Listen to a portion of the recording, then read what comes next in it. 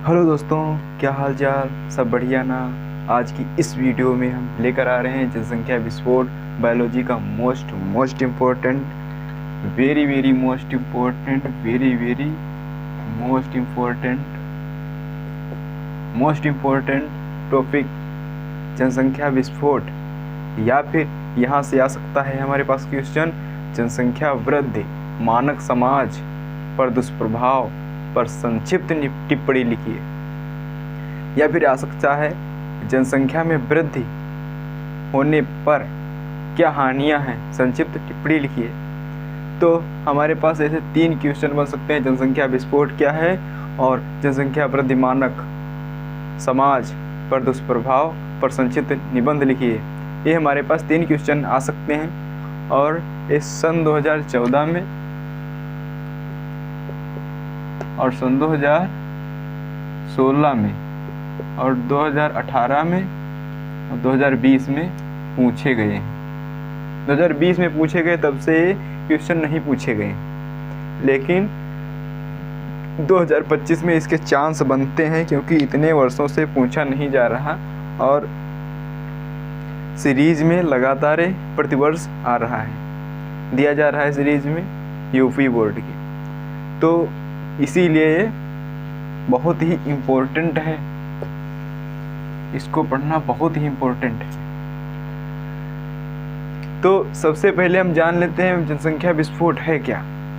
तो जनसंख्या विस्फोट उस नाम को दिया गया है जिस स्थान पर जनसंख्या में इतनी वृद्धि हो जाना कि वहाँ पर खाद्य सामग्री कम हो जाना, इसी को जनसंख्या विस्फोट कहते हैं।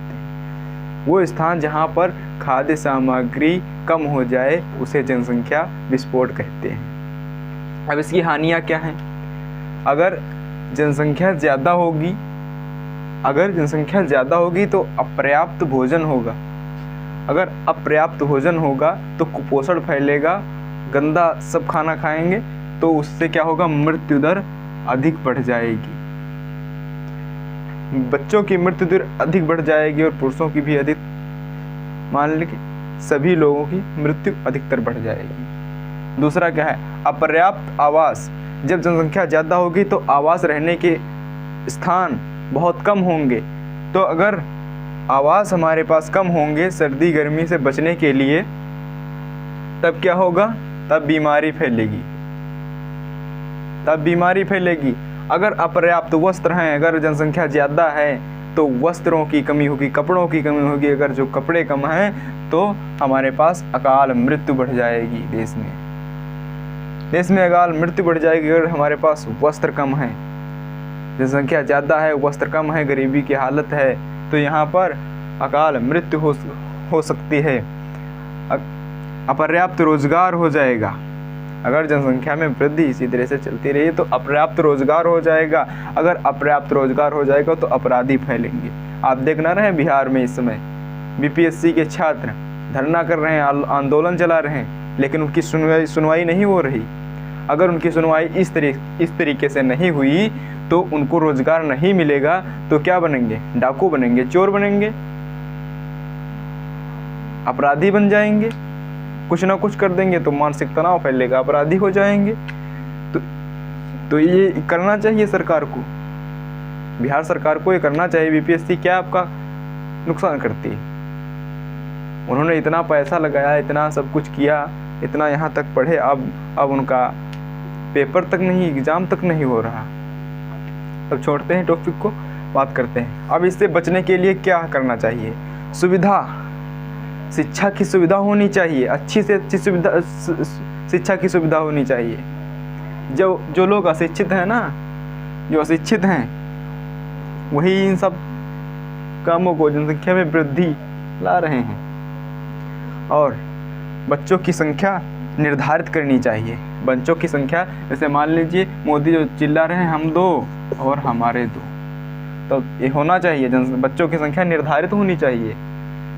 अगर बच्चों की संख्या निर्धारित नहीं होगी तो जनसंख्या विस्फोट इसी तरीके से होगा। दूसरा, विवाह की आयु। विवाह की आयु हमारे सीरीज में दिया हुआ है, महिलाओं के 21 वर्ष, महिलाओं के लिए 21 वर्ष और पुरुषों के लिए 25 वर्ष करनी चाहिए ये विवाह की आयु। लेकिन इस समय में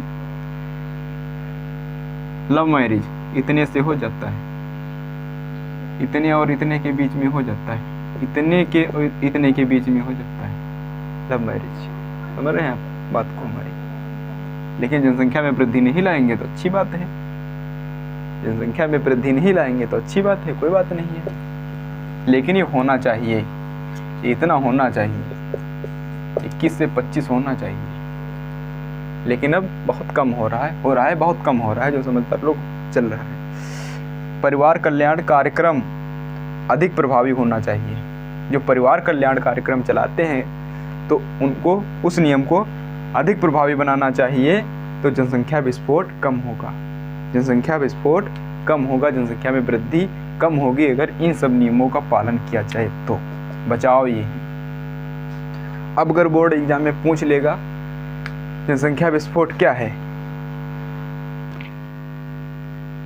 तो फट से लिखना होगा जनसंख्या विस्फोट, हेडिंग डालना जनसंख्या विस्फोट, आगे लिखना किसी क्षेत्र में खाद्य सामग्री की इतनी कमी हो जाना कि वहाँ के लोग एक समय भोजन पा रहे हों या कुपोषण भोजन पा रहे हों, गंदा खाना खा रहे हों और गंदे कपड़े पहन रहे हों, तो उस स्थान पर जनसंख्या विस्फोट है। उदाहरण के लिए जनसंख्या विस्फोट, उदाहरण के लिए आप वो पढ़ेंगे कहानी, ध्यान नहीं आ रही, सोशल साइंस में है, क्लास 9th में।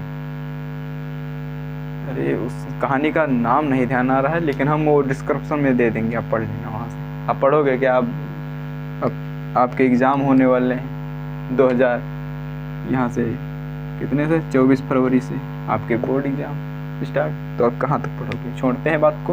और अब इतना ही नहीं, जो आप यहाँ पर लिखा देख रहे हैं इतना ही नहीं, आप हमारा टेलीग्राम चैनल ज्वाइन कीजिए, डिस्क्रिप्शन में लिंक है, टेलीग्राम चैनल पर ज्वाइन कीजिए और वहाँ पर जितने अच्छे हमने नोट्स बनाए हैं वो सब उसी पर हैं।